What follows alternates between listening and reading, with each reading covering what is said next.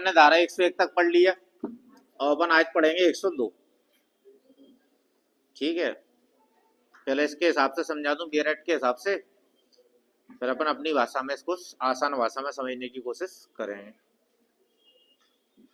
102 की हेडलाइन देखना, ये कह रही है कि जिस व्यक्ति की मृत्यु कारित करने का इंटेंशन था उससे भिन्न व्यक्ति की मृत्यु कारित करके आपराधिक मानव।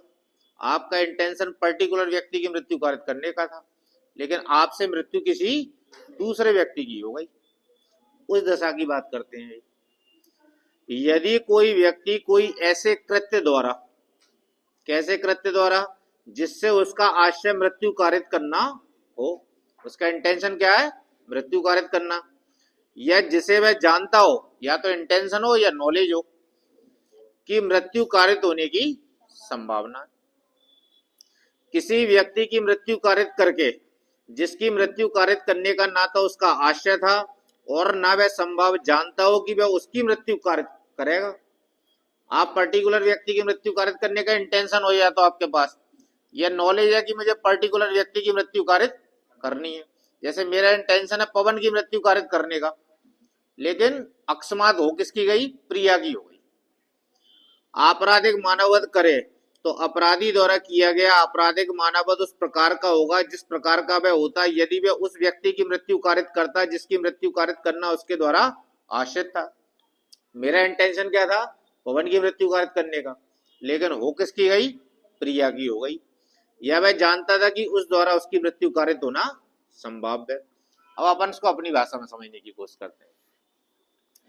यह धारा वास्तव में उस स्थिति के बारे में जब इरादा किसी और को मारने का हो लेकिन मर कोई और जाए।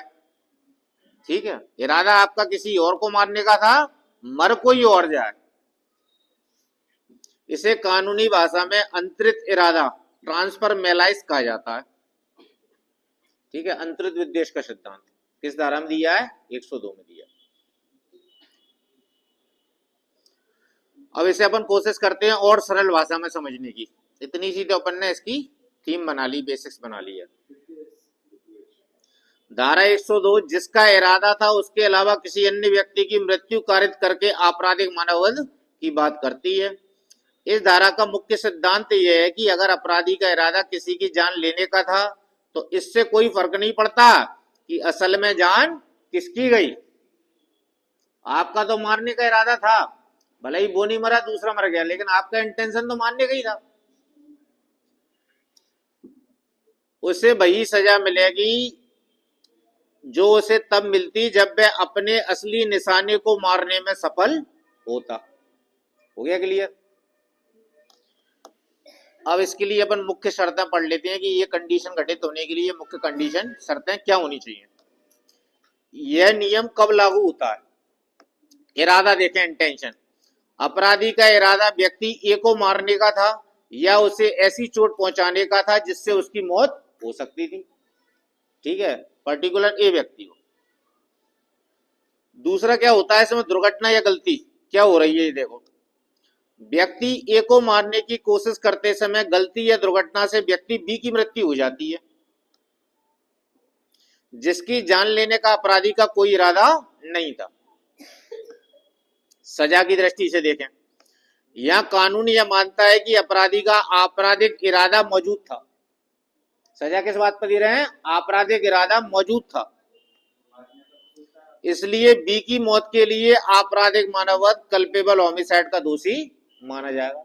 क्योंकि आपका मेन इरादा क्या है, कानून ये देखेगा, कोर्ट देखेगा कि आपका इरादा तो किसी की मृत्यु कारित करने का था, ये आपका इरादा कैसा हो गया, आपराधिक हो गया, और दुर्घटना या गलती से मृत्यु किसी दूसरे की हो गई। एग्जाम्पल से समझते हैं। मान लीजिए राम श्याम को जान से मारने के लिए उस पर गोली चलाता है, लेकिन निशाना चूक जाता है और गोली पास खड़े मोहन को लग जाती है जिससे मोहन की मौत हो जाती है। हो गया क्लियर? यहां राम यह बचाव नहीं ले सकता कि मेरा इरादा मोहन को मारने का नहीं था। कानून के अनुसार समझते हैं पहले से। और राम ने धारा 102 के तहत अपराध किया और उसे वही सजा मिलेगी जैसे उसने श्याम की हत्या की हो। महत्वपूर्ण बिंदु देखते हैं। यह धारा 102 पुरानी आईपीसी की धारा 301 के समान है, पहले जो थी वैसे की वैसी रखी है। अपराध की प्रकृति कैसी है? यह गंभीर और गैर जमानती अपराध है। लॉजिकल तर्क के दृष्टिकोण से देखते हैं अपन अब इसे। कानून का मानना है कि दोषी का इरादा बुरा था और वह बुरा इरादा मेलाफाइड इंटेंशन एक व्यक्ति से दूसरे व्यक्ति पर ट्रांसफर हो जाता है। ये कानूनी तर्क है। हो गया क्लियर? यहां तक आ गई अच्छे से समझ में? अब 103 महत्वपूर्ण सेक्शन है।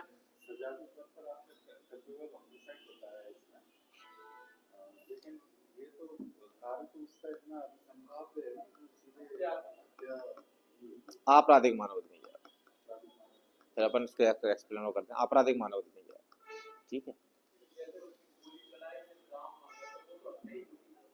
राम ना मर के दूसरे की हो गई। जिस वह कार्य जिसकी मृत्यु कारित करना चाहता था उसी की मृत्यु कारित कर दे। स्पेसिफिक है वो, ठीक है। यहाँ स्पेसिफिक नहीं रहा, ठीक है। स्पेसिफिक व्यक्ति मोनू था जिसको उसका मारने का इंटेंशन था, लेकिन मर कौन गया? पवन मर गया। हो गया क्लियर? अब 103 में दिया हत्या के लिए दंड, ये याद कर लेना अच्छे से। हत्या के लिए पनिशमेंट के सेक्शन में दिया गया। इसकी उपधारा 1 देखो, जो कोई हत्या करेगा वह मृत्यु या आजीवन कारावास से दंडित किया जाएगा और जुर्माने के लिए भी दायी होगा। तो हत्या के लिए सजा बहुत महत्वपूर्ण है। क्या सजा हो सकती है? मृत्यु या आजीवन कारावास और जुर्माना, ठीक है। तो न्यूनतम सजा है आजीवन कारावास, मैक्सिमम सजा क्या है? मृत्युदंड। नीचे की कोई सजा नहीं है, और जुर्माना। 103 की उपधारा 2, जब 5 या 5 से अधिक व्यक्तियों का कोई समूह मिलकर, ये नई जुड़ी है, जब 5 या 5 से अधिक व्यक्तियों का कोई समूह मिलकर मूलवंश, जाति या समुदाय, लिंग, जन्म स्थान, भाषा, व्यक्तिगत विश्वास या किसी अन्य समरूप आधार पर, यानी ऐसे अन्य आधार भी हो सकते हैं, यही पर्याप्त नहीं है अकेले, हत्या कारित करते हैं, तो ऐसे समूह का प्रत्येक सदस्य मृत्यु या आजीवन कारावास के दंड से दंडनीय होगा और जुर्माने के लिए भी दायी होगा, ठीक है। अब अपन इसे अभी पढ़ाऊंगा, चिंता मत करो, सब लाया हूं, तुमसे पूछोगे, घबरा मत। धारा 103 हत्या के लिए दंड, पनिशमेंट फॉर मर्डर। भारतीय न्याय संहिता बीएनएस 2023 की धारा 103 हत्या की सजा के बारे में बताती है। पुराने कानून आईपीसी में यह प्रावधान धारा 302 में हुआ करता था। अब कौन सी हो गई? 103। यही लिख लिया करो बैरक पे पुरानी कौन सी थी, जिससे सामने याद बनी रहेगी। इस धारा में सजा के 2 मुख्य प्रावधान दिए गए हैं। क्या क्या दिए गए हैं? पहला सबसे बड़ा प्रावधान है मृत्युदंड, डेथ पेनल्टी। उपधारा 1, अगर कोई व्यक्ति किसी की हत्या मर्डर करता है तो उसे निम्नलिखित में से कोई एक सजा दी जाएगी। मृत्युदंड, जिसे हम फांसी की सजा कहते हैं, आजीवन कारावास यानी पूरी उम्र जेल में रहना, जुर्माना, फाइन, जेल की सजा के साथ साथ आर्थिक दंड भी लगाया जाएगा। अब ये दूसरी उपधारा बात कर रही है मॉब लिंचिंग के लिए विशेष नियम जो जोड़े गए हैं बीएनएस में। बीएनएस में एक नया और महत्वपूर्ण बदलाव है, उपधारा 2 जो जोड़ी गई है। अगर 5 या 5 से अधिक व्यक्तियों का समूह मिलकर किसी की हत्या करता है तो उसे मॉब लिंचिंग की श्रेणी में रखा जाता है। इसके आधार निम्नलिखित हो सकते हैं। पहली कंडीशन क्या कहती है? मूलवंश, नस्ल, रेस, आरएसी रेस, जाति, कास्ट, लिंग, जन्म स्थान, प्लेस ऑफ बर्थ जो होता है आपका, भाषा आपकी, लैंग्वेज, व्यक्तिगत विश्वास को कहते हैं पर्सनल बिलीफ, आप किसी पर व्यक्तिगत रूप से विश्वास करते हैं, वो कंडीशन है, या कोई अन्य समरूप आधार हो सकता है। इस मामले में सजा क्या है? मृत्यु या आजीवन कारावास और जुर्माना। कानूनी भाषा में रेस मूलवंश का मतलब समझते हो? नस्ल। इसका मतलब सरल भाषा में समझ लो, लोगों के उस समूह से है जिन्हें उनकी साझा शारीरिक विशेषताओं, जैसे त्वचा का रंग एक जैसा हो कई लोगों का, चेहरे की बनावट, बाल या उनके वंशानुगत गुणों के आधार पर अलग पहचाना जाता है। बाकी के शब्द तो सिंपल है, उनके मतलब आप जानते ही हो। जाति हुई, समुदाय हुई, जन्म स्थान हुआ, भाषा हुई, पर्सनल बिलीफ किसी के ऊपर है, ये तो सब समझ ही रहे हो। अब देखते हैं मॉब लिंचिंग क्या है। ये मॉब लिंचिंग का सरल अर्थ है जब लोगों की वो एक अनियंत्रित भीड़, आप तो ये समझ लो एक अनियंत्रित भीड़ होती है, किसी व्यक्ति को किसी आरोप, शक या अफवाह के आधार पर कानून अपने हाथ में लेकर मार देती है। ये भीड़ काय के आधार पर मार रही है? आरोप के आधार पर, शक के आधार पर या अफवाह के आधार पर, या उससे गंभीर रूप से उसे क्या कर देती है? घायल कर देती है। अब अपन मॉब लिंचिंग को और विस्तार से समझने की कोशिश करेंगे।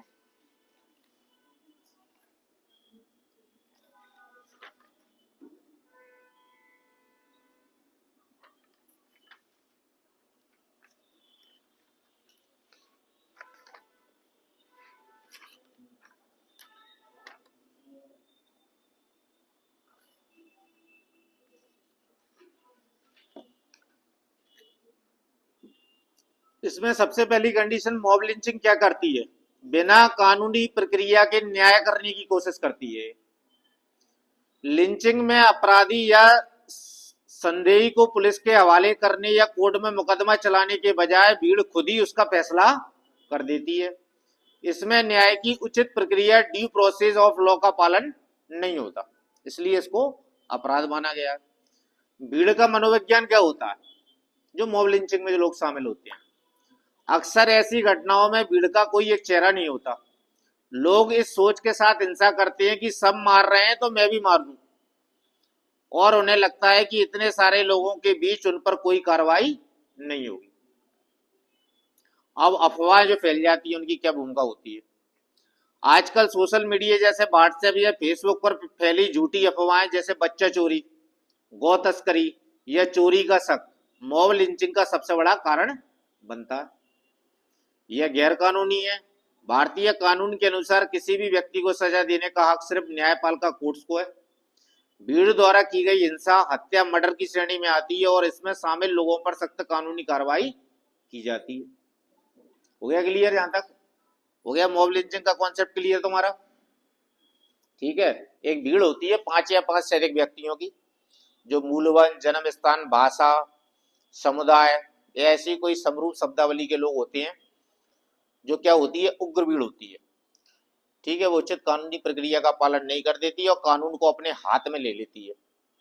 और ऐसी उग्र भीड़ द्वारा कोई अपराध घटित किया जाता है तो सबकी एक जैसी लायबिलिटी मानी जाएगी, सामुदायिक उत्तरदायित्व का सिद्धांत माना जाएगा, सबको एक जैसी सजा मिलेगी और ये सब हत्या के दोषी माने जाएंगे। हो गया क्लियर? अब अपन देखते हैं 104, आजीवन सिद्ध दोष द्वारा हत्या के लिए दंड। जो कोई आजीवन कारावास के दंडादेश के अधीन रहती हुई हत्या करेगा, वह मृत्यु या आजीवन कारावास, जिससे उस व्यक्ति के शेष प्राकृतिक जीवन काल का कारावास अभिप्रेत से दंडित किया जाएगा।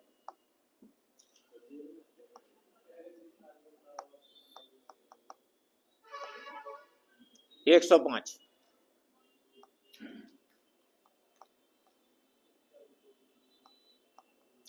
हत्या की कोटि में न आने वाले आपराधिक मानवत के लिए दंड। आपराधिक मानवत की डेफिनेशन अपन ने कहां पढ़ी थी? 100 में, यही लिख लो, 100/105। 100 में डेफिनेशन है, 105 में दंड है। 101 में पढ़ी थी अपन ने हत्या की डेफिनेशन, 103 के आगे लिख लो 101/103, इससे याद बना रहेगा। 101 में डेफिनेशन है, 103 में दंड है। 102 में दिया अंतर्विद्वेष का सिद्धांत।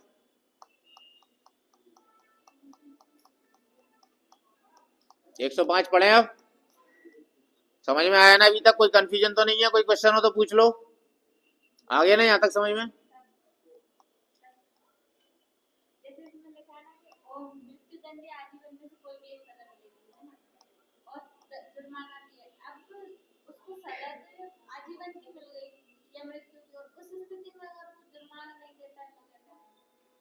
तो वरना अपन ने पढ़ा था ना एक सेक्शन, जुर्माने का उद्दीकीकरण।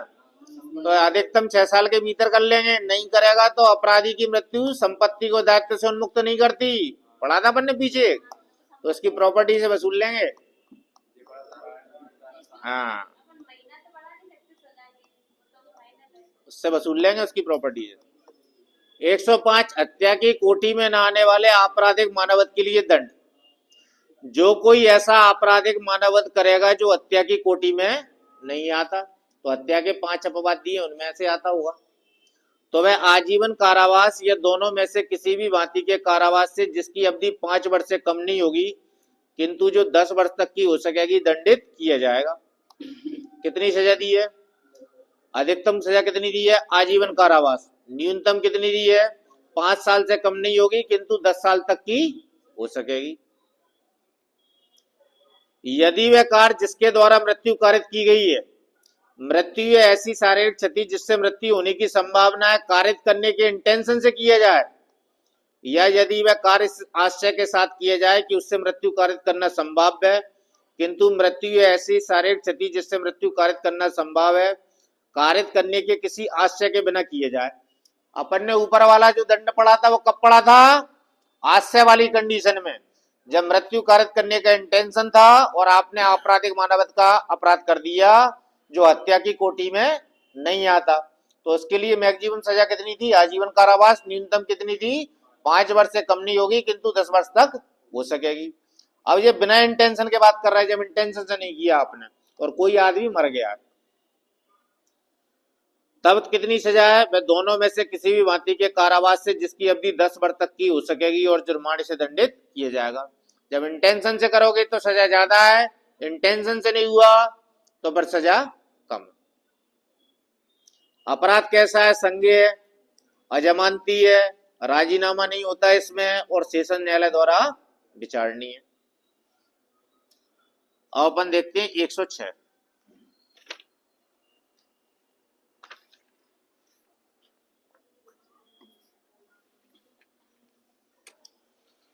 एक सौ छह में अपन देख रहे हैं उपेक्षा द्वारा मृत्यु कारित करना। ठीक है, इंपोर्टेंट है ये सेक्शन, सबसे ज्यादा लगती है ना पे वो 304 लगाते थे। 304 ए एक्सीडेंटल वाले मामलों नहीं लगती 304 ए, सबसे ज्यादा चालान आते रहते हैं इसी के। ठीक है, अब उसको समझाएंगे।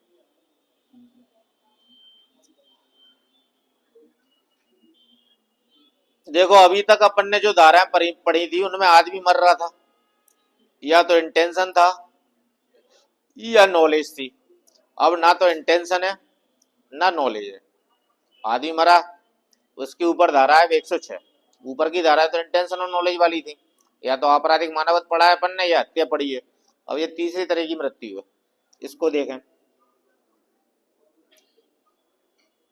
उपधारा 1 पढ़ो। जो कोई उतावलेपन से या उपेक्षापूर्ण किसी ऐसे कार्य से, या तो उतावलेपन से कोई काम कर रहे हो या उपेक्षापूर्ण काम कर रहे हो, किसी व्यक्ति की आपने क्या कर दी? मृत्यु कारित कर दी, जो आपराधिक मानवत की कोटि में नहीं आता, क्योंकि यहां ना तो इंटेंशन है ना नॉलेज है। वह दोनों में से किसी भी भांति के कारावास से जिसकी अवधि 5 वर्ष तक की हो सकेगी दंडित किया जाएगा और जुर्माने के लिए भी दायी होगा। कितनी सजा है? 5 वर्ष। और यदि ऐसा कृत्य किसी रजिस्ट्रीकृत चिकित्सा व्यवसायी द्वारा, डॉक्टर की बात कर रहे हैं अब, डॉक्टर कैसा है? रजिस्टर्ड है। जब वह चिकित्सकीय प्रक्रिया संपादित कर रहा हो कारित किया जाता है और डॉक्टर से हो गई उतावलेपन और उपेक्षा में पेशेंट की मृत्यु, तो वह दोनों में से किसी भी भांति के कारावास से जिसकी अवधि 2 साल तक की हो सकेगी दंडित किया जाएगा और जुर्माने के लिए भी दायी होगा। अब डॉक्टर साहब को तो कम सजा है क्योंकि वे रजिस्ट्रीकृत चिकित्सा व्यवसायी हैं, सद्भावना पूर्वक ऑपरेशन कर रहे थे, फिर भी उतावलेपन उपेक्षा में किसी की मृत्यु कर दी। और तुम्हारे लिए कितनी सजा है? 5 साल। स्पष्टीकरण। इस उपधारा के प्रयोजनों के लिए रजिस्ट्रीकृत चिकित्सा व्यवसायी से ऐसा चिकित्सा व्यवसायी यानी डॉक्टर अभिप्रेत है जिसके पास राष्ट्रीय आयुर्विज्ञान आयोग अधिनियम 2019 के अधीन मान्यता प्राप्त कोई चिकित्सा डिग्री है, अर्थता है, और जिसका नाम उस अधिनियम के अधीन राष्ट्रीय चिकित्सा रजिस्टर या किसी राज्य चिकित्सा रजिस्टर में प्रविष्ट किया गया, पंजीकृत डॉक्टर। अब इसकी उपधारा 2, वो अटेंडेंट केस हुआ था ना, उसके बाद ये तो लागू हुई नहीं है।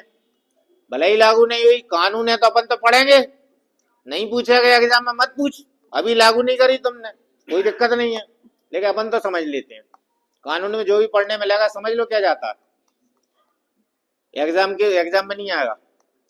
जो कोई यान के उतावलेपन या उपेक्षापूर्ण चालन से किसी व्यक्ति की मृत्यु कारित करेगा, जो आपराधिक मानवत की कोटि में नहीं आता है और घटना के तत्काल पश्चात ऐसे पुलिस अधिकारी या मजिस्ट्रेट को रिपोर्ट किए बिना निकल कर भागेगा। अब ये प्रोविजन आया था कि जैसे ही कोई चालक है किसी यान का, किसी वाहन का, तो उससे कोई दुर्घटना घटित हो जाए तो नजदीकी पुलिस अधिकारी को या मजिस्ट्रेट को इसकी सूचना दे दे, और वो क्या कर गया, मौके से भाग गया। किसी भी भांति के लिए ऐसे कारावास से जो 2 साल तक का हो सकेगा दंडित किया जाएगा और जुर्माने के लिए विदाई होगा। एग्जाम में नहीं आएगा, अभी लागू नहीं करी फिर इसे।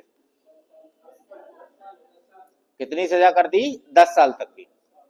अपराध संज्ञेय है, ठीक है, जमानत हो जाती है, जमानती है, राजीनामा योग्य नहीं है और प्रथम वर्ग मजिस्ट्रेट द्वारा विचारणीय है।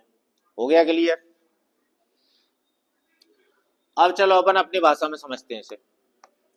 उपेक्षा द्वारा मृत्यु कारित करना, causing death by negligence.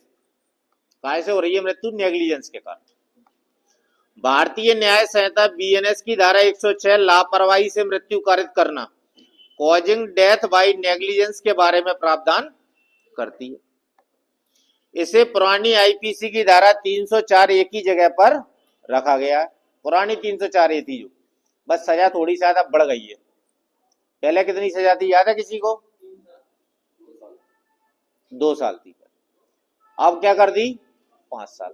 Doctor साहब और आ गए, इसमें पहले नहीं आते थे, तो उनके लिए 2 साल। अब हिट एंड रन वाला मामला हो तो 10 साल। अब वो अभी लागू किया नहीं उन्होंने, नहीं वो हुए थे ना, उदम हुए थे जो हड़ताल कर दी। अब हम आसान भाषा में इसको समझने का प्रयास करते हैं 106 को और अच्छी तरीके से, कोई चीज कमी ना रह जाए। यह धारा क्या कहती है अब सुनो।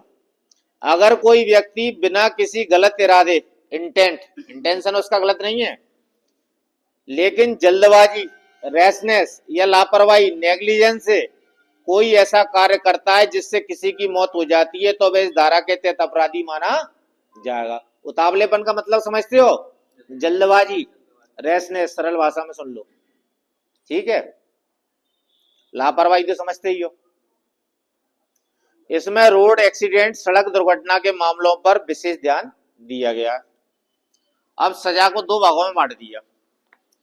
बीएनएस की धारा 106 को 2 हिस्सों में बांटा गया है जो सजा की गंभीरता को तय करते हैं। परिस्थिति, सामान्य लापरवाही, अगर लापरवाही से कारण या आपकी जल्दबाजी के कारण रोड पर गाड़ी चलाते समय किसी की मौत हो जाती है तो आपको सजा मिलेगी 5 वर्ष तक की और जुर्माना। अब डॉक्टर साहब की गलती से अगर पेशेंट की मौत हो जाए वही जल्दबाजी में, नेग्लिजेंस के कारण, तो उनको सजा मिलेगी 2 वर्ष तक की और जुर्माना।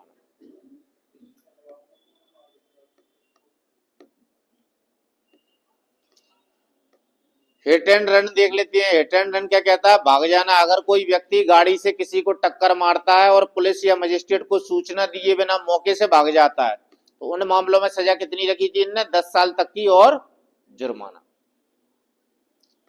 अब इसके मुख्य बिंदु देखते हैं जो समझने चाहिए अपन को, क्या होते हैं इस सेक्शन के। पहली कंडीशन है कि इसमें सजा कम क्यों मिल रही है, आदमी तो मर रहा है।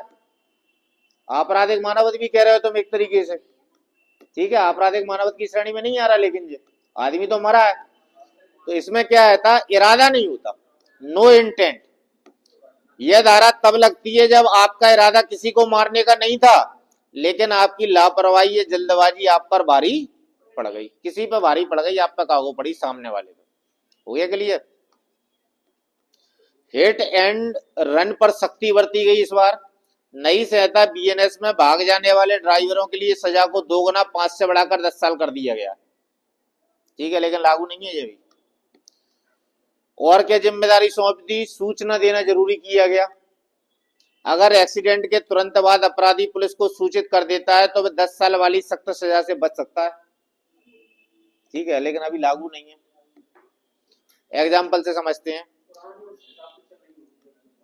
मान लीजिए एक व्यक्ति शहर की भीड़भाड़ वाली सड़क पर, प्रैक्टिकली समझ रहा हूं वकालत के हिसाब से, एक व्यक्ति शहर की भीड़ भाड़ वाली सड़क पर, यानी कैसा है, क्राउड वाला इलाका है, लोक स्थान है, 100 किलोमीटर प्रति घंटा की रफ्तार से गाड़ी चला रहा है और किसी को टक्कर लग जाती है जिससे उसकी मौत हो जाती है, तो वो काय में जाएगा, इसी में। अगर वह रुककर घायल को अस्पताल ले जाता है या पुलिस को बताता है तो उस पर धारा 106(1) लगेगी, जिसमें 5 साल की सजा। अगर वह डर कर या जानबूझकर वहां से भाग गया, हिट एंड रन वाला मामला जो लागू नहीं हुआ, तो 106(2) लगेगी, 10 साल तक की सजा। ठीक है, अभी नहीं, अभी तो ऊपर वाली लगेगी 106(1). अब 109 पे नहीं, अब कौन सी पढ़नी है अपन को, 107। बालक या विकृचित व्यक्ति की आत्महत्या का दुष्प्रेरण। दुष्प्रेरण तो अपन ने पढ़ लिया, एवेडमेंट 3 तरीके से होता है। पहला तरीका उकसाकर, दूसरा षड्यंत्र करके, तीसरा सहायता करके। षड्यंत्र में कार्य या अवैध लोक का गठित होना जरूरी था, सहायता में भी यही लिखा था, कार्य या अवैध लोक का गठित होना। उकसाना तो आप समझते ही हो। अब आप क्या कर रहे हो, किसी बालक की या विकृचित व्यक्ति की, उसको काय के लिए दुष्कृत कर रहे हो, आत्महत्या करने के लिए, तब आपको क्या सजा मिलेगी। यदि कोई बालक, बालक की डेफिनेशन तो पढ़ी है अपन ने, 18 साल से कम आयु, या विकृचित व्यक्ति है कोई, या मतता की अवस्था में, नशे में, अच्छा खासा नशा है, कोई व्यक्ति आत्महत्या करता है। कौन आत्महत्या कर रहा है, या तो बालक कर रहा है, या विकृचित व्यक्ति कर रहा है, या मत्ता की हालत में जो व्यक्ति है वह कर रहा है। तो जो कोई ऐसी आत्महत्या को करने के लिए दुष्प्रेरित करेगा, आपने उसको उकसाया है आत्महत्या करने के लिए, और उसने भी क्या कर लिया, आत्महत्या कर ली, तो वह मृत्यु या आजीवन कारावास से या ऐसी अवधि के कारावास से जो 10 साल तक की हो सकेगी दंडनीय होगा और जुर्माने के लिए भी दायी होगा। तो अधिकतम सजा कितनी है, मृत्यु या आजीवन कारावास। न्यूनतम कितनी है, 10 साल तक की और जुर्माना। अपराध कैसा है, संज्ञेय, अजमानती है, राजीनामा नहीं होता इसमें, और सेशन ट्रायल। कम से कम इतना तो सीख जाए कौन सा मामला सेशन ट्रायल का है, कौन सा जेएमएफसी का है, किसमें एफआईआर होती है, किसमें नहीं होती, कौन सा राजीनामा योग्य कौन सा नहीं है, पक्षकार को बता तो देंगे नहीं। बने सोच रहे हैं कि क्या करना है, बेरक पड़ गई, वकालत में तो जरूरत है ही नहीं। ठीक है, पढ़ना पड़ेगा। 108, चलो निकाल लो 108। आत्महत्या का दुष्प्रेरण, अभी ऊपर वाली कौन के लिए थी, बालक और विकृचित व्यक्ति या मत्ता की हालत में व्यक्ति के लिए, इसलिए सजा ज्यादा थी, वो गंभीर अपराध है। अब उनके अलावा जो व्यक्ति हैं उनकी आत्महत्या करने के लिए आप क्या कर रहे हो, दुष्प्रेरित कर रहे हो, उसके लिए अगली धारा है 108। ठीक है, यदि कोई व्यक्ति आत्महत्या करता है तो जो कोई ऐसी आत्महत्या का दुष्प्रेरण करेगा, आपने सामने वाले को आत्महत्या करने के लिए क्या किया है, दुष्प्रेरित किया है, उसको गलत प्रेरणा दी है आपने, वह दोनों में से किसी भी भांति के कारावास से जिसकी अवधि 10 साल तक की हो सकेगी दंडित किया जाएगा और जुर्माने के लिए भी दायी होगा। तो सजा कितनी दी है इसमें, 10 साल तक की और जुर्माना। और बालक की, विकृचित व्यक्ति की या मत्ता की हालत वाले व्यक्ति को आत्महत्या के लिए दुष्प्रेरित करोगे तो कितनी सजा मिलेगी, मृत्यु की या आजीवन कारावास की, और न्यूनतम कितनी है, 10 साल तक की। बोला करो साथ साथ, याद होंगी ये चीजें। ठीक है, सब याद हो जाएंगे। 109, हत्या करने का प्रयत्न। प्रयत्न समझते हो, आप अपनी तरफ से वो सारे कार्य कर चुके जो आप कर सकते थे, वो तो किस्मत से ही बच जाए, तुमने तो अपनी तरफ से पूरी ताकत लगा दी, उसको बोलते हैं प्रयत्न। ठीक है, 109 में दिया हत्या करने का प्रयत्न। उपधारा 1 देखते हैं, जो कोई किसी कृत्य को ऐसे आशय या ज्ञान से, या तो इंटेंशन हो या नॉलेज हो, और ऐसी परिस्थितियों में करता है कि यदि वह उस कृत्य द्वारा मृत्यु कारित कर देता, आपकी तरफ से पूरा इंटेंशन था, पूरी नॉलेज थी, ऐसी कंडीशन थी कि अगर आपने सामने वाले की मृत्यु कर दी होती या हो जाती तो वह हत्या का दोषी होता। वह दोनों में से किसी भी भांति के कारावास से जिसकी अवधि 10 वर्ष तक की हो सकेगी दंडित किया जाएगा और जुर्माने के लिए भी दायी होगा। तो हत्या करने के प्रयत्न पर कितनी सजा है?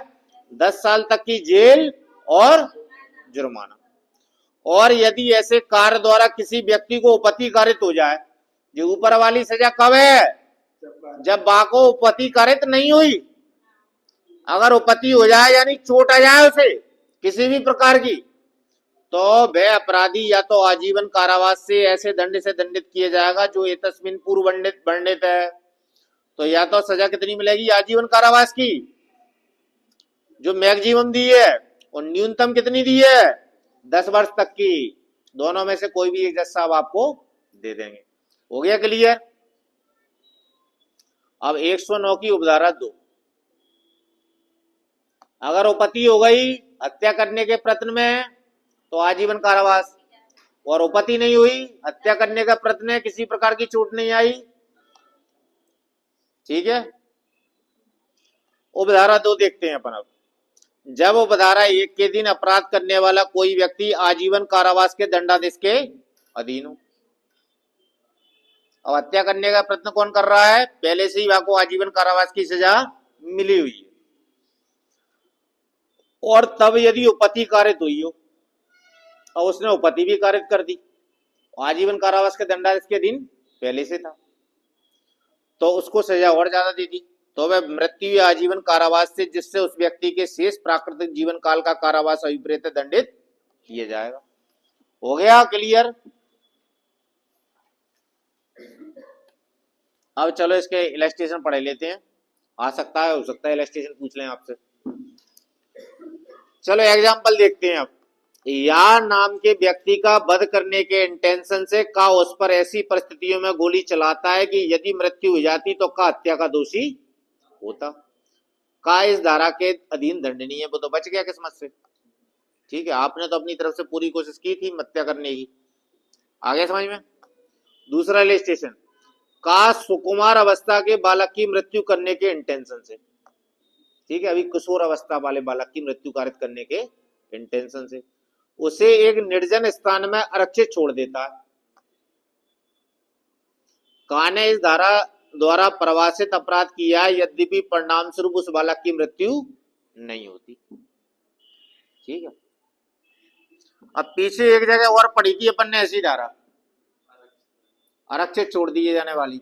निकालो जरा उसे, देखें दोनों में क्या अंतर है। ओटी आती है जहां से प्रश्न बनता है, कौन सी धारा है निकालना फटाफट।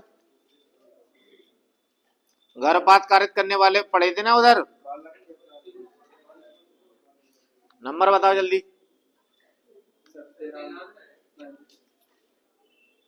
93 थी ना।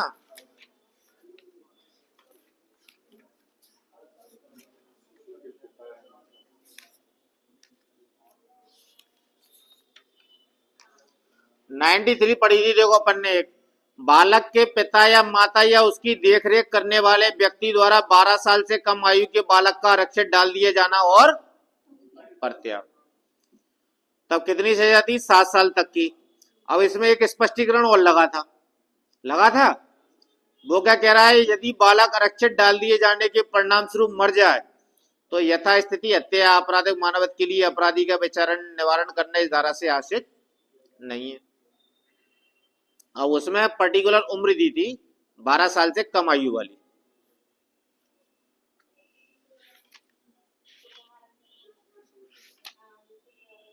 यहां लिखा है किशोरावस्था।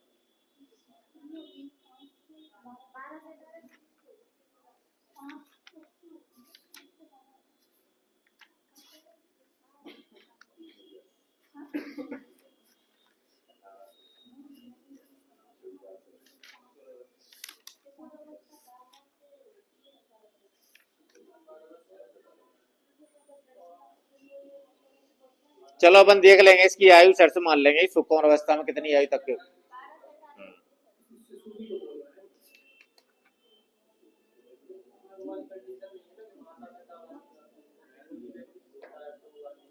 हाँ, वहां बात कर रहे थे माता पिता की, एक अंतर तो यही मिल गया।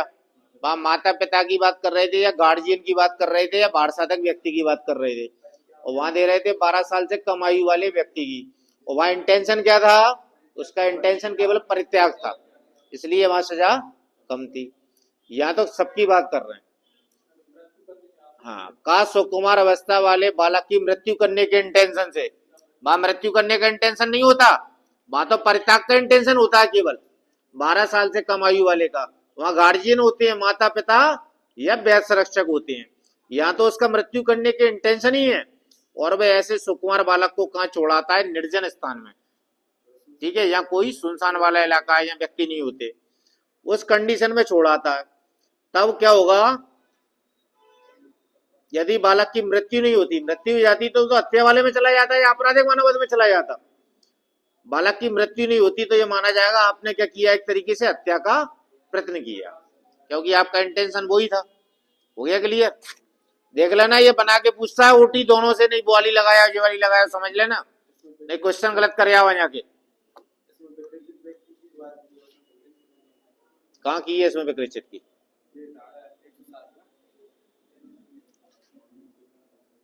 अरे 107 वाले की बात नहीं कर रहा है, तुम तो इसको देखो 109 वाली का है इलस्ट्रेशन, गलत कंफ्यूज मत हो जाना। ठीक है, वो तो अलग बात है, ये तो सुकुमार बालक की बात कर रहे हैं जो विकृचित कछु नहीं है। हो गया क्लियर? अगला इलस्ट्रेशन पढ़ो। या की हत्या का आशय रखते हुए का एक बंदूक खरीदता है और उसमें गोलियां भर देता है। का ने अभी तक अपराध नहीं किया है, क्योंकि अभी तो इसने पिस्टल लोडेड ही करी है। या पर का बंदूक चलाता है, अब चला दी, उसने इस धारा में परिभाषित अपराध किया है। यदि इस प्रकार गोली मारकर वह या को घायल कर देता है तो वह उपधारा 1 के पश्चातवर्ती भाग द्वारा उपबंधित दंड से दंडनीय है। अब क्योंकि उपपत्ति हो गई तो आप कितनी सजा दी उपपत्ति में, आजीवन कारावास की। हो गया क्लियर? और तुमने गोली चलाई, उसके ऊपर वो झुक गया, नहीं लगी, तो फिर वो ऊपर वाली सजा है 10 साल तक की। ठीक है, अब अगला इलस्ट्रेशन देख लो। विष द्वारा यानी जहर द्वारा या की हत्या कारित करने का इंटेंशन रखते हुए का विष खरीदता है। आपको किसी व्यक्ति को जहर से मारना है, आप जहर खरीद ला और उसे उस भोजन में मिला देता है जो का के अपने पास रहता है। खाने में मिला दिया सामने वाले के, अभी तो का के पास ही है जहर, अभी दिया नहीं है। किसको मारना है, या को जहर देके बाजार से जहर खरीद ला है, खाने में मिला दिया, अभी जहर और जहर मिला हुआ खाना का के पास ही है। अब आगे पढ़ना, का ने इस धारा में परिभाषित अपराध अभी तक नहीं किया है, क्योंकि क्या है जी, अभी तैयारी मात्र है, प्रयत्न नहीं हुआ अभी। का उस भोजन को या की मेज पर रखता है या उसको या की मेज पर रखने के लिए या के सेवकों को प्रदत्त करता है। का ने इस धारा में परिभाषित अपराध किया है, जैसे टेबल पर रख दिया, अब वो चाहे खाए चाहे ना खाए। ठीक है, नहीं तुम जहर खरीदने गए हो बाजार में, इसी को मान लिया, प्रयत्न हो गया, अभी नहीं, तुम्हारी तरफ से सब काम हो गए, मिलाना था मिला दिया, टेबल पर रख दिया, वो तो खाना खाने आने ही वाला है, तो तुमने अपनी तरफ से सारे कार्य कर लिए। वो एक कार्य तो बचा था कि आगे मुंह में और डाल दो। ठीक है, उसकी बात नहीं कर रहे, आगे समझ में? चलो 110 पे आ जाओ, नहीं एक और पढ़ लो। ये अपन ने जो पढ़ा है, हत्या करने का प्रयत्न कैसा अपराध होता है, संज्ञेय, FIR होगी, अजमानती होता है, जमानत का प्रोविजन नहीं है, असमनीय होता है, राजीनामा नहीं होता इसमें, और सेशन न्यायालय द्वारा विचारणीय। आ रहा है ना अच्छे से समझ में? 110 आपराधिक मानववध करने का प्रयत्न। अभी अपन ने पिछले पीछे क्या पढ़ा था, हत्या करने का प्रयत्न, अब अपन पढ़ रहे हैं आपराधिक मानववध करने का प्रयत्न। एक जैसी है, ज्यादा अंतर नहीं है, केवल पनिशमेंट में अंतर होगा। जो कोई किसी कार्य को ऐसे आशय या ज्ञान से और ऐसी परिस्थितियों में करता है, यदि उस कार्य से मृत्यु कारित कर देता तो वह हत्या की कोटि में न आने वाले आपराधिक मानववध का दोषी होता। वह दोनों में से किसी भी भांति के कारावास से जिसकी अवधि 3 साल तक की हो सकेगी या जुर्माने से या दोनों से दंडित किया जाएगा। जब इंटेंशन या नॉलेज से आपराधिक मानववध करने का प्रयत्न करोगे तो सजा कितनी है, 3 साल तक की। और यदि ऐसे कार्य द्वारा सामने वाले को चोट आ जाए यानी उपति हो जाए तो तुम्हारी सजा अब बढ़ जाएगी, कितनी हो जाएगी? 7 साल तक की, या जुर्माने से या दोनों से दंडित किया जाएगा। हो गया क्लियर? कुछ नहीं है, पहले का जैसा ही है। वहां आपराधिक मानवत की बात कर दी, पीछे हत्या की बात करी थी। अब आपराधिक मानवत करने का प्रयत्न तो सजा कम हो गई। जब इंटेंशन या नॉलेज से करोगे तो 3 साल तक की, और सामने वाले को चोट आ जाए तो कितनी है? 7 साल तक की। एक अंतर और है, वहां क्या है, एक बात और कर रहे थे वो, इंटेंशन और नॉलेज से कर रहे थे तब तो सजा अलग बता रहे थे, एक में और बता रहे थे ना, ज्ञान वाली कंडीशन में पढ़ा था। ठीक है, इंटेंशन और नॉलेज ना हो तब की कंडीशन के लिए बात कर रहे थे एक सजा की। तो दोनों के अंतरों को समझ लेना, ठीक है, सजा की दृष्टि से भी। एग्जाम्पल पढ़ लो। का गंभीर और अचानक प्रकोपन पर, गंभीर और अचानक प्रकोपन तो खूब रटा दिया था बढ़िया, ठीक है। का गंभीर और अचानक प्रकोपन पर ऐसी परिस्थितियों पर या पर पिस्तौल चलाता है। अपन ने पढ़ा था गंभीर और अचानक प्रकोपन होता है तो हत्या आपराधिक मानव में बदल जाती है, कि यदि तदत द्वारा वह मृत्यु कारित कर देता तो वह हत्या की कोटि में न आने वाले आपराधिक मानवत का दोषी होता। का ने इस धारा में परिभाषित अपराध किया है, कौन सी सजा मिलेगी? सजा बताओ कितनी मिलेगी? 3 साल। 7 साल क्यों नहीं मिलेगी? उपति नहीं हुई। हाँ, बस ऐसे ही पढ़ा करो, लोगों को मजा आएगा पढ़ने में और तुम्हारे कॉन्सेप्ट क्लियर होंगे, ठीक है। अब ये 111 देखें अपन, इसको थोड़ा थोड़ा समझा रहा हूं पर इसको बढ़िया तरीके से अपन कल निपटाएंगे। अभी इसका बेस बना दूं तुम लोगों का।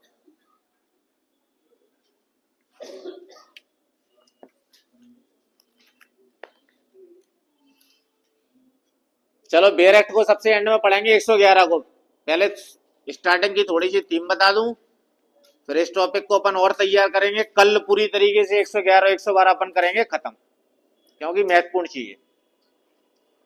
संगठित अपराध, ऑर्गेनाइज्ड क्राइम होते क्या है ये देखें अपन। तो भारतीय न्याय संहिता बीएनएस की धारा 111, जिसे पहले के कानूनों जैसे मकोका चलता था एक महाराष्ट्र में, और भी चलते थे कई सारे, मकोका के आधार पर अब राष्ट्रीय स्तर पर लागू किया गया है। संगठित अपराध ऑर्गेनाइज्ड क्राइम को परिभाषित करती है धारा 111। इसके लिए कड़ी सजा का प्रावधान किया गया। अभी तो ऐसे ही सुन लो कहानी जैसी, पर बेरेट को सुनाऊंगा, तुम्हारा दिमाग डेवलप कर दूं, पहले धारा को समझने लायक तो बना दूं पहले तुम्हें, नहीं ऊपर से चली जाएगी। आसान भाषा में इसके मुख्य बिंदु क्या क्या होते हैं। संगठित अपराध क्या है ये समझो पहले तो। जब कोई व्यक्ति अकेले या किसी समूह के साथ मिलकर, सिंडिकेट का मतलब समझ लो गैंग, ठीक है, अकेले या किसी समूह के साथ मिलकर सिंडिकेट के रूप में कोई गैर कानूनी काम करता है तो उसे संगठित अपराध माना जाता है। इसके पीछे मुख्य उद्देश्य पैसा कमाना, रसूख बनाना या आर्थिक लाभ प्राप्त करना होता है। आगे समझ में इतना। इसमें गतिविधियां क्या होती हैं, ये लोग कौन सी गतिविधियों में शामिल होती हैं, संगठित अपराध वाले सिंडिकेट लोग, इसको देखें अपन। हिंसा या धमकी, डरा धमकाकर वसूली करना, जबरन वसूली, एक्सटॉर्शन, उद्यापन भी शामिल है इसमें, ठीक है। वो एक्सटॉर्शन अलग है, ये सिंडिकेट वाला इसमें शामिल है। प्रोटेक्शन मनी मांगी जाना या फिरौती की मांग करते हैं ये लोग। तस्करी करते हैं ये लोग, ड्रग्स, हथियार या इंसानों की तस्करी। साइबर अपराध करते हैं ये लोग, बड़े पैमाने पर होने वाले ऑनलाइन फ्रॉड। आर्थिक अपराध कौन कौन से करते हैं, हवाला, जाली नोट या बैंक धोखाधड़ी। इसका क्षेत्र बहुत व्यापक है, इसमें कई सारे अपराध आ रहे हैं, ठीक है, बहुत बड़ा क्षेत्र है इसका। सजा के प्रावधान की दृष्टि से देखें, धारा 111 के तहत सजा को अपराध की गंभीरता के आधार पर 2 श्रेणियों में बांटा गया है। यदि अपराध के कारण किसी की मृत्यु हो जाती है, संगठित अपराध के जो सिंडिकेट के गैंग के लोग हैं, किसी की मृत्यु कारित कर देते हैं उस घटना को, अपराध को कारित करने में, तो सजा कितनी है, मृत्युदंड या आजीवन कारावास और कम से कम 10 लाख रुपए तक का जुर्माना। जुर्माना कितना है, कम से कम 10 लाख का। अगर ये सिंडिकेट अपराधी क्या कर देते हैं, ऑर्गेनाइज्ड क्राइम जो करते हैं ना ये लोग, तो अगर सामने वाले की मृत्यु कर दें तो सजा ज्यादा है, जुर्माना भी मिनिमम 10 लाख। इसके अलावा कोई अन्य मामला है जब मृत्यु के अलावा कोई कंडीशन हो, तो कम से कम 5 साल की जेल जो उम्र कैद तक हो सकती है, आजीवन कारावास भी जा सकता है, न्यूनतम 5 साल है, और कम से कम 5 लाख रुपए का जुर्माना। अब इसमें प्रमुख अपराधी और उनके सहयोगियों का क्या रोल होता है, ठीक है, ये समझ लो एक मास्टरमाइंड होता है, नीचे के कुछ गुर्गे होते हैं, फिल्में देखिए मुंबई वाली, तो गैंगवार जैसी होती थी वहां, तो वही समझ लो, क्योंकि वो मकोका के आधार पर ही तो लाएंगे। प्रमुख अपराधी और उनके सहयोगियों का क्या रोल होता है, धारा 111 न केवल मुख्य अपराधी को पकड़ती है बल्कि पूरे इकोसिस्टम पर वार करती है। संगठित अपराध सिंडिकेट का सदस्य होना, जो सक्रिय रूप से गैंग का हिस्सा हो उसको बोलते हैं सदस्य। सहयोग देने वाले, एविटर, जो दुष्प्रेरण में पढ़ते हैं ना अपन सहयोग, उसी सहयोग की बात कर रहे हैं, वो इसमें शामिल है। जो अपराधी को छुपाते हैं या उसे संसाधन देते हैं या जानबूझकर मदद करते हैं वो होते हैं सहयोगी। संपत्ति छुपाने वाला, जो अपराध से कमाए गए पैसे, प्रोसीड्स ऑफ क्राइम को सफेद करने या छुपाने में मदद करता है। ये जो काला धन कमा के लाते हैं जो गैंग वाले, फिर इनके कुछ सहयोगी होते हैं, इनको वाइट मनी में बदलते हैं। ठीक है, बड़ा इंटरेस्टेड है ये टॉपिक, बड़ा मजा आएगा इसको सुन के। मैं इस पे कैसे भी तैयार कर रहा हूँ, कल तक कर लूंगा मैं इसको, तो पूरा समझाऊंगा तो मुझे होता क्या।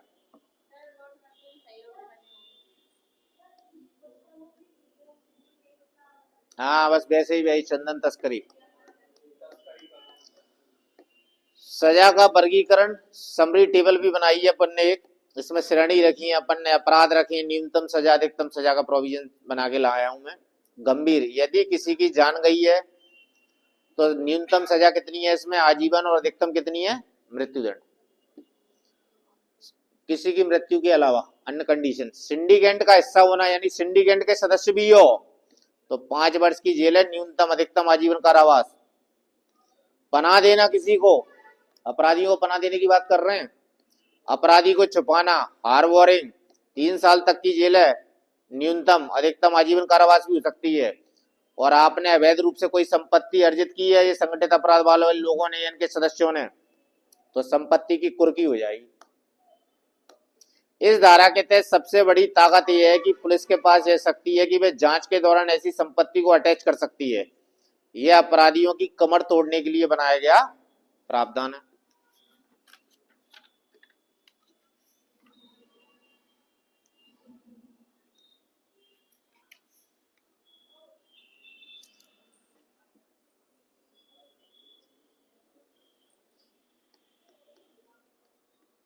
अब बीएनएस की धारा 111 में इसका लीगल इंटरप्रिटेशन जो दिया है, कानूनी व्याख्या दी है, वो काफी सख्त है। अब धारा 111 को इस तरह से डिजाइन किया गया है कि केवल अपराधी नहीं बल्कि उसके पूरे इकोसिस्टम में कौन कौन आ रहा है, मददगार, फाइनेंसियर, मास्टरमाइंड को घेरा जा सके, सबको लपेटेंगे। अब इसको कानूनी रूप से देखें कि अपन इसमें क्या क्या चीजें होती हैं। आपराधिक कृत का मतलब समझते हो, एक्टस रियस। कानूनी व्याख्या के अनुसार संगठित अपराध कहलाने के लिए केवल अपराध करना काफी नहीं, इसमें कंटिन्यूइंग अनलॉफुल एक्टिविटी, निरंतर अवैध गतिविधि का होना अनिवार्य। ठीक है, ऐसे ऑफेंडर हैं जो लगातार निरंतर अनलॉफुल एक्टिविटी में जुड़े रहती हैं, सक्रिय रहते हैं, और ऐसे काम को वो कंटिन्यू कर रहे हैं, लगातार कर रहे हैं। ठीक है, आपराधिक कृत्य को। इसका मतलब है कि आरोपी के खिलाफ पिछले 10 वर्षों में कम से कम 2 चार्जशीट दाखिल होनी चाहिए कोर्ट में, कम से कम 2 चार्जशीट तो समझते हो, अभियोग पत्र, चालन, जिन पर अदालत ने संज्ञान लिया हो, कॉग्निजेंस ले लिया हो। कॉग्निजेंस कब लेता है न्यायालय, फिर वही बात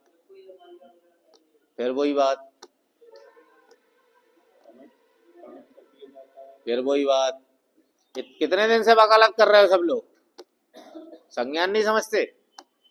संज्ञान का शुद्ध हिंदी में अर्थ समझ लो, संज्ञान यानी स्वयं के ज्ञान में आ जाए।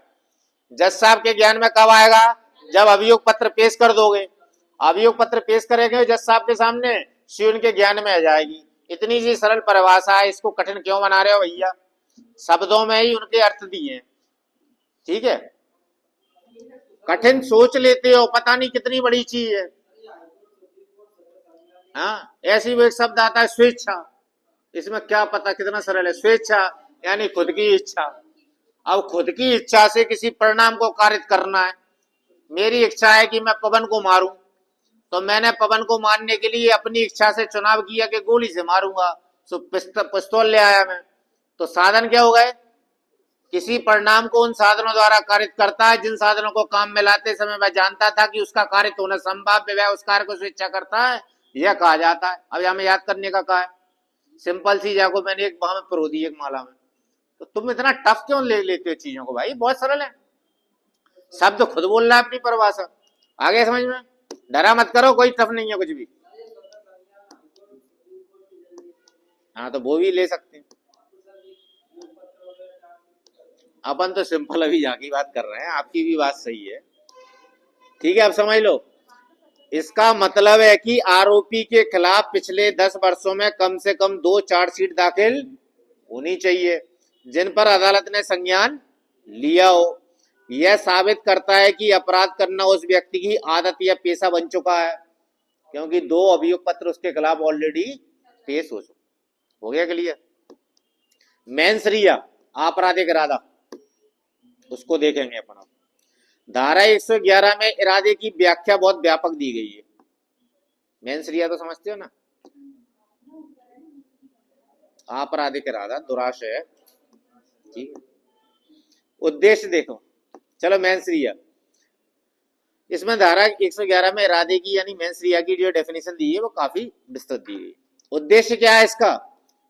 अपराधी का इरादा केवल चोट पहुंचाना नहीं है, बल्कि आर्थिक लाभ, फाइनेंशियल गेन या वर्चस्व, डोमिनेंस प्राप्त करना होना चाहिए, ठीक है। उसको वर्चस्व हासिल करना। अपराधी सिंडिकेट, ये लोग क्या होते हैं, कुछ राजनीतिक या सामाजिक लाभ के लिए भी हिंसा का उपयोग करते हैं, तो भी इस धारा के दायरे में आ जाते हैं। राजनीतिक वर्चस्व हासिल करना या सामाजिक वर्चस्व हासिल करना, रसूख, ठीक है, हफ्ता वसूली चलती थी जैसे पहले, उनकी बात कर।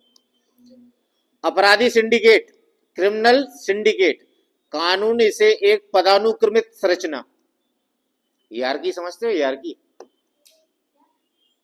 हियरार्की पदानुक्रमित संरचना को समझते हो? श्रेणी वाइज, सबसे सीनियर, फिर उससे जूनियर, फिर उससे जूनियर, प्रोटोकॉल से बैठते हैं ना, उसके लिए यार। कानून इसे एक पदानुक्रमित संरचना, स्ट्रक्चर के रूप में देखता है। इसमें एक गैंग लीडर होता है, एक गैंग लीडर से लेकर फुट सोल्जर, वो जमीन पर काम करते हैं, तक की शामिल होते हैं गैंग में। कानूनी व्याख्या यह कहती है कि यदि कोई व्यक्ति सीधे तौर पर अपराध स्थल पर मौजूद नहीं है, लेकिन उसने पीछे बैठकर साजिश रची है यानी मास्टरमाइंड, तो भी वह समान रूप से दोषी होगा। हो गया क्लियर? अब अपराध की कमाई देखें, इस अपराध के द्वारा जो कमाई आती है उसका क्या करेंगे? Proceeds of crime. कानूनी व्याख्या में प्रोसीड्स ऑफ क्राइम सबसे शक्तिशाली हथियार है। इसमें वह संपत्ति शामिल है जो प्रत्यक्ष या अप्रत्यक्ष रूप से अपराध से प्राप्त हुई हो, ठीक है। कानूनी शक्ति देखें अपना उसकी। पुलिस को यह साबित करने की जरूरत नहीं है कि संपत्ति आरोपी के नाम पर ही है। यदि यह साबित हो जाए कि संपत्ति अपराध के पैसे से खरीदी गई है, जैसे बेनामी संपत्ति, तो उसे कुर्क सीज किया जा सकता है। यह धारा काम करती है प्रतिनिधि दायित्व के सिद्धांत पर, विकेरियस लायबिलिटी। धारा 111 की उपधारा 4 और उपधारा 5 के तहत सिंडिकेट का सदस्य होना ही अपने आप में एक अपराध है, ठीक है। जैसे अपन ने एक धारा पढ़ते थे ना, विधि विरुद्ध जमाव का सदस्य होना, 143, उसका दंड दिया था, ऐसी कंडीशन। यदि आप एक ऐसे समूह के सदस्य हैं जो संगठित अपराध करता है, तो आप उस समूह द्वारा किए गए हर अपराध के लिए जिम्मेदार ठहराए जा सकते हैं, भले ही आपने उस विशिष्ट घटना में भाग न लिया। कड़े जमानत नियम, जमानत नहीं मिल रही इसमें, मिली क्या किसी को अभी तक? स्ट्रिक्ट बेल प्रोविजन, कानूनी रूप से धारा 111 गैर जमानती नॉन अवेलेबल है। इस धारा के तहत जमानत मिलना बहुत कठिन है, क्योंकि अदालत को यह विश्वास होना चाहिए कि आरोपी बाहर निकलकर द्वारा ऐसा अपराध नहीं करेगा, क्योंकि पिछले 10 साल में 2 चार्जशीट तो आई गई है तुम्हारी, ठीक है, सतत विधि विरुद्ध क्रियाकलाप में शामिल रहती है।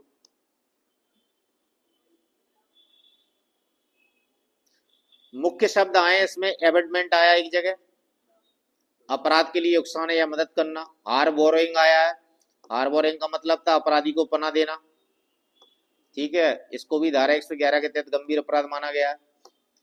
अब भारतीय न्याय संहिता बीएनएस की धारा 111 के तहत दिए गए 3 स्पष्टीकरण ही इसकी असली ताकत है। इसमें 3 स्पष्टीकरण दिए हैं, निकालो। पढ़ाऊंगा, पूरी पढ़ाऊंगा, दोबारा पढ़ाऊंगा। गैंग, ठीक है, अभी तो भूमिका बना रहा हूँ और अच्छे से समझाऊंगा, टेंशन मत लो। तुम्हें पूछने की जरूरत नहीं पड़ेगी, कुछ बचेगा भी नहीं। मुझे मालूम है कि तुम्हारे दिमाग में घुसेड़ना बहुत मुश्किल है, इसलिए मैं पहले तुम्हारे दिमाग को तैयार कर रहा हूँ, जिससे आसानी से इंसर्ट हो सके, नहीं तो ये ऊपर से चली जाएगी। इस पर मैं बहुत मेहनत कर रहा हूँ, कल पढ़ लूंगा मैं एक क्लास, अभी चलाएंगे अपन इसको कल भी। नहीं कोई दिक्कत नहीं, पूछा करो, आप तो बेझिझक पूछा करो, सॉरी की कोई बात ही नहीं है, क्योंकि मैं पढ़ाने आया हूँ और आप पढ़ने आए हो, पूछो।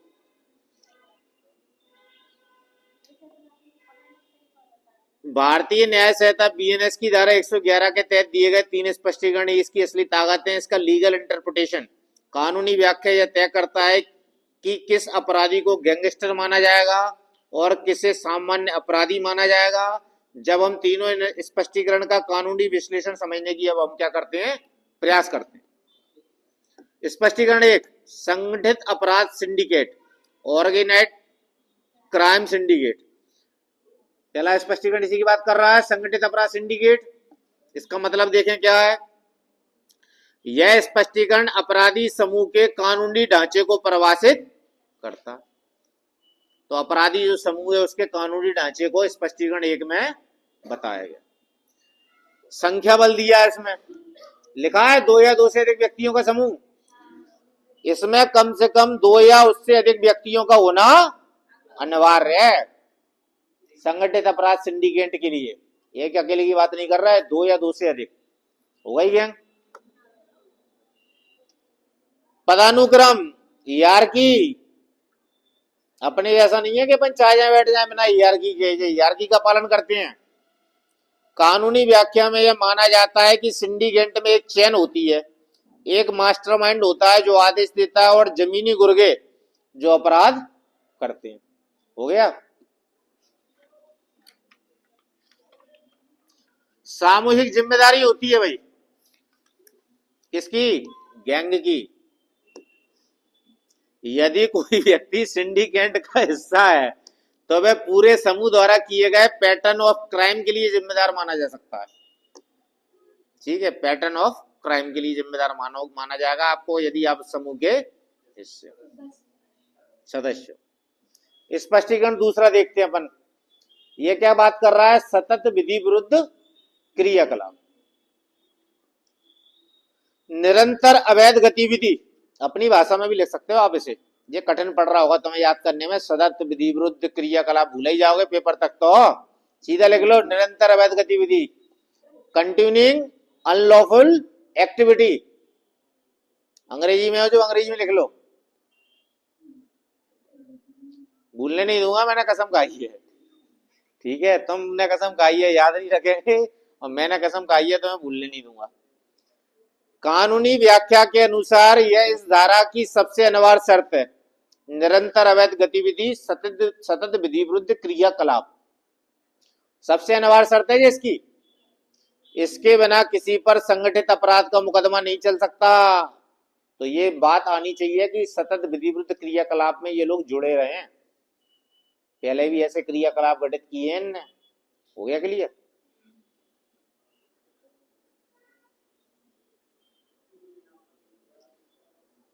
अगर सतत विधि विरुद्ध क्रियाकलाप आप एविडेंस में नहीं दे पाए, प्रूव नहीं कर पाए, तो इसके बिना मुकदमा नहीं चल सकता। 10 साल की सीमा दी है। पुलिस को यह साबित करना होगा, प्रैक्टिकली समझा रहा हूं, कि आरोपी पिछले 10 सालों में अपराध में सक्रिय रहा है।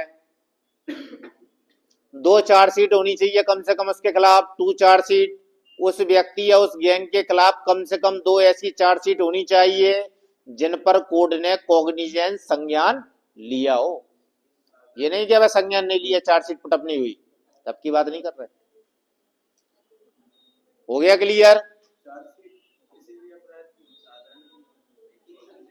इसी से संबंधित सजा का पैमाना, वे अपराध ऐसे होने चाहिए जिनमें कानूनन 3 साल या उससे ज्यादा की सजा हो। वो चार्जशीट, कोई से भी चार्जशीट की बात नहीं कर रहे, जिनमें 3 साल या उससे ज्यादा की सजा हो। ऐसी 10 साल में 2 चार्जशीट पुटअप हो गई हो, न्यायालय ने संज्ञान ले लिया हो। उद्देश्य क्या है इसका? यह साबित करना जरूरी है कि यह अपराध किसी सिंडिकेट के फायदे के लिए किए गए थे, ना कि किसी व्यक्तिगत रंजिश से। गैंग के फायदे की बात करती है, स्वयं के फायदे की बात नहीं करती। हो गया? पर्सनल रंजिश नहीं होनी चाहिए एक पर्टिकुलर व्यक्ति की। आगे यहां तक समझ में? स्पष्टीकरण 3, आर्थिक अपराध। आर्थिक अपराध को ऐसे याद करोगे तो भूल जाओगे। आर्थिक अपराध ये लिख दो वहां पे, अपराध के द्वारा आय अर्जित करना, अपराध किया है। अपनी भाषा में बनाओ, प्रोसीड्स ऑफ क्राइम। सीड्स तो समझते हो, बीज को कहते हैं, पर समझते हो ना? वही प्रोसीड्स, वही धन से संबंधित बीज, लाभ। चलो अब देखते हैं। यह स्पष्टीकरण अपराधी के आर्थिक साम्राज्य पर प्रहार करता है। आर्थिक साम्राज्य उसने खड़ा कर लिया है इन अपराधों से। अवैध कमाई, इसमें वह हर पैसा, संपत्ति या निवेश शामिल है जो संगठित अपराध से हासिल किया गया हो। ठीक है?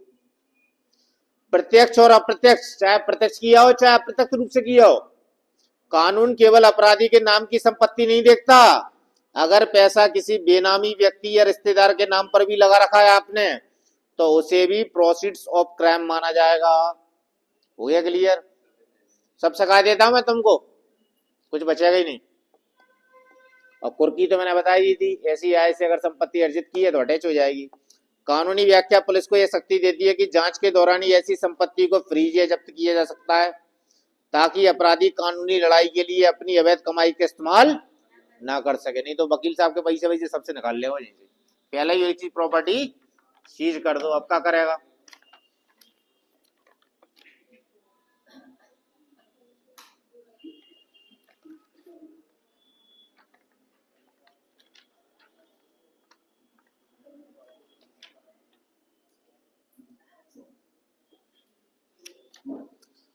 चलो अब थोड़ा सा और बता रहा हूं, उसके बाद ऑफ ही कर रहे हैं, पर कल करेंगे इसको अच्छे से। कानूनी व्याख्या का स्पष्टीकरण अपन ने 1 2 3 पढ़े थे ना, तीनों को एक साथ पढ़ा रहा हूं, एक साथ कानूनी महत्व की दृष्टि से। पहला स्पष्टीकरण क्या कह रहा है? यह किसी भी नए अपराधी को गलती से इस सख्त कानून में फंसने से बचाता है, केवल आदतन अपराधियों के लिए है। क्योंकि उनने क्या लिखा है?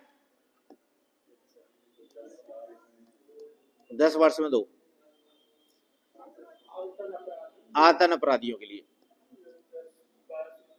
स्पष्टीकरण 2, यह साजिशकर्ताओं, मास्टरमाइंड को पकड़ने में मदद करता है, चाहे वे मौके पर मौजूद ना भी हो। यह अपराध के बिजनेस मॉडल को खत्म करने के लिए बनाई गई। और अपन आगे चालू करेंगे कल से, कोई मिस मत करना कल की क्लास।